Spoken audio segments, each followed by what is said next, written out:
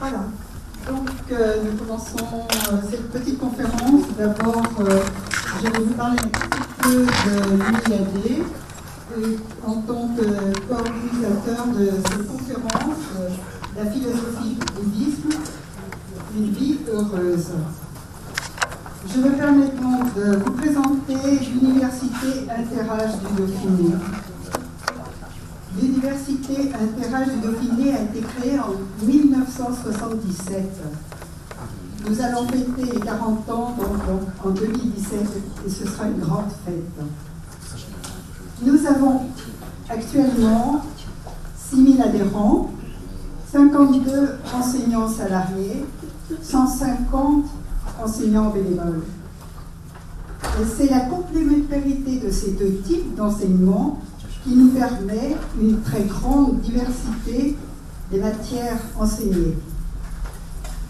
Alors, je vous parle un tout petit peu de l'organisation de cette université, qui est dans une vie associative. Il y a un président, un directeur, un bureau composé de 8 membres bénévoles, donc plusieurs postes, secrétaire, trésorier, la communication interne, les relations extérieures, la stratégie et le développement, la gestion administrative et les voyages et la pédagogie dont je suis responsable. Il y a aussi évidemment des postes administratifs, il y a 6 postes administratifs, et il y a évidemment différents départements d'enseignement. Je vous les cite très rapidement. Il y a d'abord les arts plastiques, c'est-à-dire peinture, reliure, il y a même sculpture, art floral. Il y a l'histoire des arts et des civilisations, de toutes les civilisations, que ce soit égyptiennes, grecques, anciennes. Il y a un très gros département informatique, avec un très gros pôle vidéo, images numériques, internet, tablette. Il y a un très gros pôle aussi sur les langues. On a quand même un très grand panel allemand, anglais, chinois, arabe, espagnol, grec moderne, italien, japonais et russe. On a un département aussi lettres et philosophie, la littérature. Là, on parle aussi de grec ancien, d'orthographe, de philosophie générale. Il y a aussi un très gros département de sciences, astronomie, archéologie, astrophysique, biologie, botanique, géologie, mécanique quantique, enfin beaucoup de choses. Il y a un département de sciences sociales et humaines, on parle des civilisations arabo-musulmanes, judéo-chrétiennes, on parle aussi de droit, on parle d'histoire des langues, un cours de mémoire, de psychanalyse, de psychologie. Et il y a alors ce qu'on met dans le divers, c'est la musique, il y a aussi un cours d'apiculture, des cours de couture et des sorties culturelles.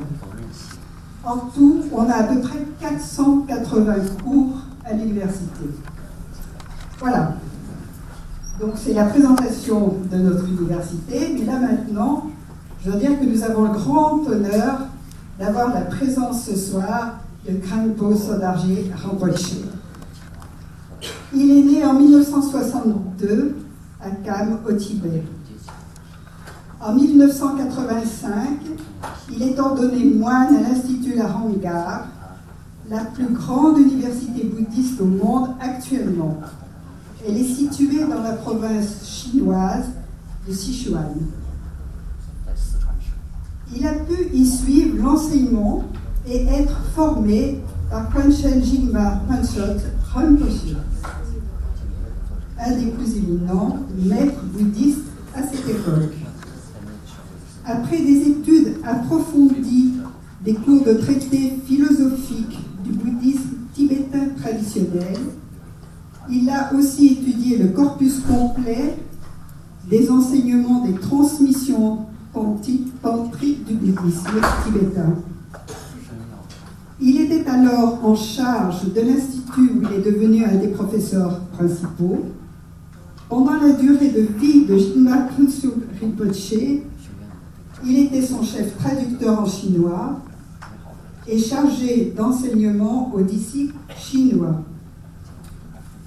Khenpo Sonargye est devenu un des maîtres bouddhistes les plus reconnus de nos jours en tant que lama tibétain, érudit bouddhiste, enseignant traducteur tibétain-chinois et penseur bouddhisme contemporain. Il est reconnu dans le monde, en Asie, en Occident, en Amérique du Nord, en Chine, en Australie et autres, pour son intérêt d'intégrer les principes traditionnels du bouddhisme avec les enjeux mondiaux et ceux de la vie moderne. Un grand merci.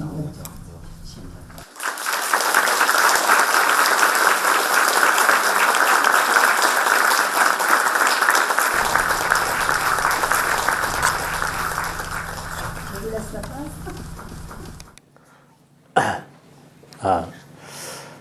尊敬的马忠校长，还有尊敬的各位同学，今天很荣幸在这里跟我们的大学生老师一起有这样的共同学习和探讨的机会。Bonjour, Monsieur le Président et Monsieur et Mesdames les responsables. C'est mon honneur aujourd'hui d'être pouvoir là en présence donc des étudiants de l'université ainsi que des enseignants de l'université. 刚才我们的教务长已经介绍这个老年大学或者说是社会大学的一些从1977年到现在的整个过程以及里面的丰富的教学的内容，还有健全的师资员工等等介绍之后呢，我是很感兴趣。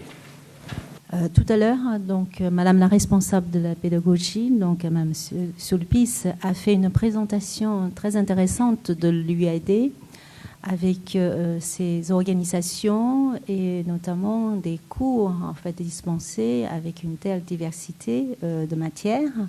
Et donc, j'y trouve beaucoup d'intérêt. 我本人也是从事教育工作的一个佛教徒，在我从事教育的工作当中呢，也有建立一些小学啊、中学啊，包括一些世界年轻的一些学会啊，还有一些老年的群体啊，所以我自己自身的工作呢，也这些非常有关系，所以我很感兴趣。Moi-même, je m'y consacre donc à l'éducation, aussi bien au niveau des primaires que des secondaires, y compris en destination donc les jeunes et les moins jeunes. J'ai donc sous ma charge donc un groupe de personnes dites âgées. 我以前在世界各地也去过很多的一些学校，但是这样的具有综合性的各种文化、各种年龄，还有各种不同的这种体系的这种学校呢是去的不多，所以我这次到了这个学校之后呢，我也希望以后我一生当中呢有机会就是见这样的大学。J'ai été amenée à rendre visite aux établissements donc du style de IUAD, mais c'est en UAD que je vois en fait une telle structure avec une telle tolérance de groupes de différents âges, de différentes matières.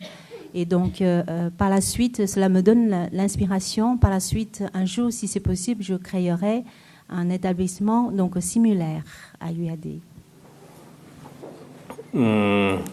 我以前呢就是去过很多地方，然后我有时候看到一些中学建得很好，我后来发现呢也已经如愿以偿。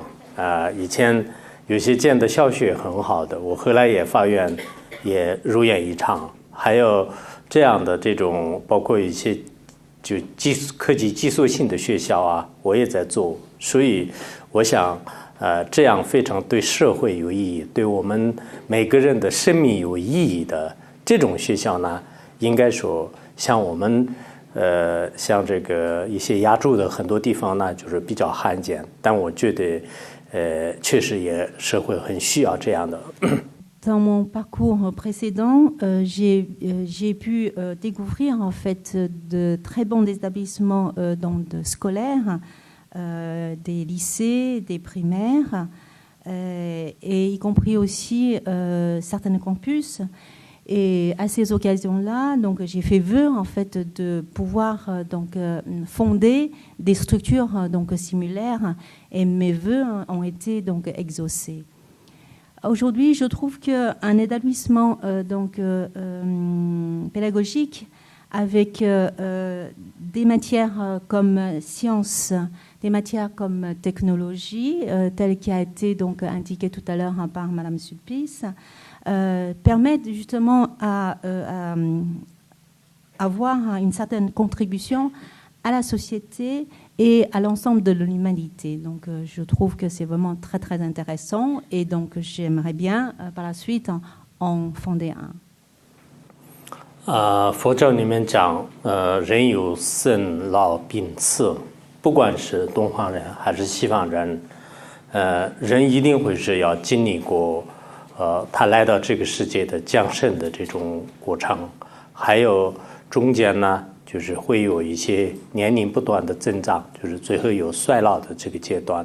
在这个过程当中呢，有这个产生四大不调的，就是疾病，就是就地水火风四大不调的这种生病的过程。最后呢，人会就是有死亡，就是离开这个世间。这就是我们人生的生老病死痛苦，这是每一个人都必须经历的事。En bouddhisme, on parle du processus que tout le monde doit parcourir. C'est donc la naissance, la vieillesse, le vieillissement, et la maladie et la mort. Donc, quand on aura un certain âge, on commence à vieillir, donc de connaître des maladies, et par la suite, donc, on est amené à faire face à la mort. Et tel est donc un processus normal en fait de chacun d'entre nous. 如果我们是具有逆向的追求的，具有有理想的，有追求的，有积极向上的一个人来讲，生命的每一个阶段都是非常精彩的，而且呢，每一个阶段呢。都是有它的意义和非常灿烂之处。Lorsque face à ce processus, lorsque on a des idéaux, on a des rêves, lorsqu'on est donc positif, à chaque étape, on peut rester positif et d'y contribuer, continuer à faire du bien. Donc à la société et à soi-même, à l'être humain.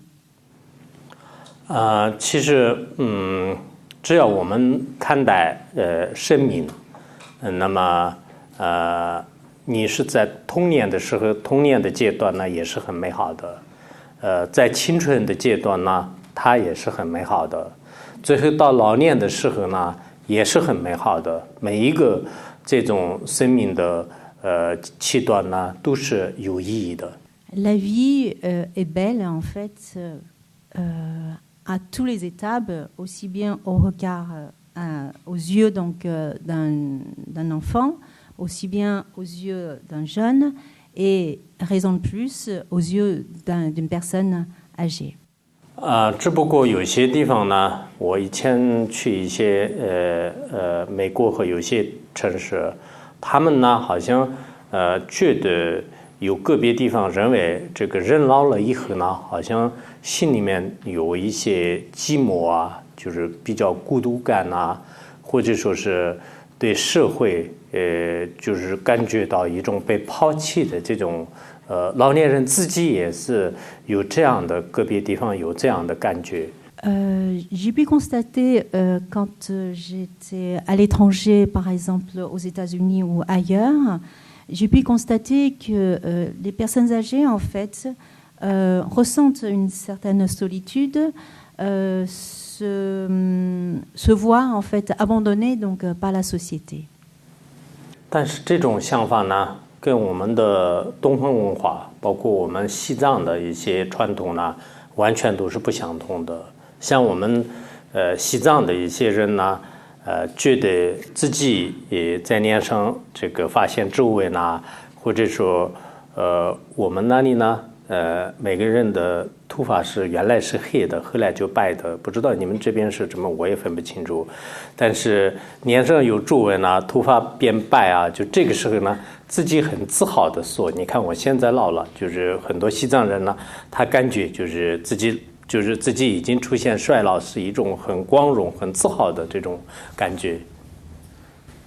Mais ce même ressenti, en fait, n'existe pas dans d'autres cultures, notamment dans la culture orientale et plus particulièrement donc, au Tibet.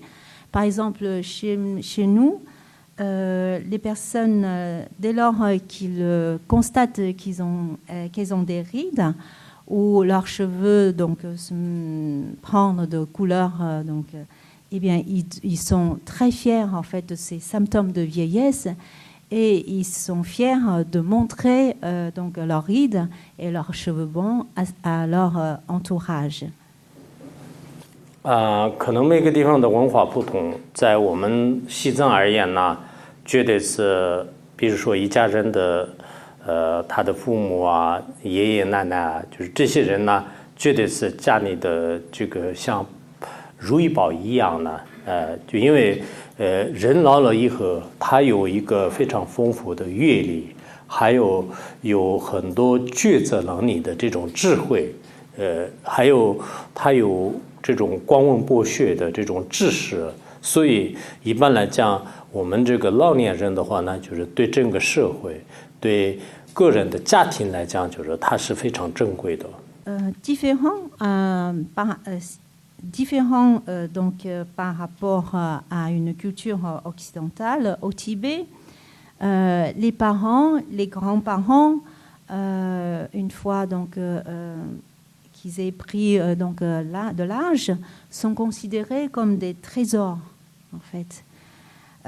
Pourquoi ? Parce que ces personnes-là ont de l'expérience, de très riches expériences de la vie. Ils ont de la sagesse de faire un choix donc, parfait et ils ont aussi donc, des connaissances. Et donc leur expérience, leur sagesse et leur connaissance donc, portent fruit, contribuent donc, en fait, au bien-être en fait, aussi bien au niveau de la famille qu'au niveau de la société.